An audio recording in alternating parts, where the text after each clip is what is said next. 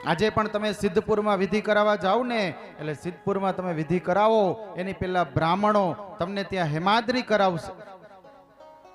માતૃ ગયા, માતાનો આશીર્વાદ શું કહેવાય, અને માએ આ જગતની અંદરમાં જે ભાર ઉપાડ્યો છે એનું મહત્વ સમજવું હોય ને, તો સિદ્ધપુરના બ્રાહ્મણ પાસે બેસી અને એને ખાલી એટલું કહેજો કે અમારે માતૃ ગયા શ્રાદ્ધનો મહિમા સમજવો છે.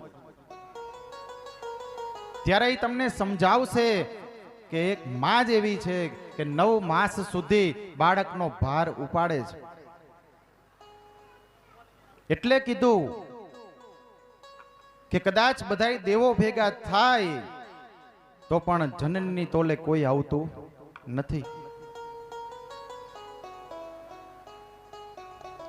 ગમે એટલો વજન કરે તો એ માનો જે પ્રેમ છે એ પ્રેમની તોલે કોઈ ક્યારેય આવી શકે નહીં.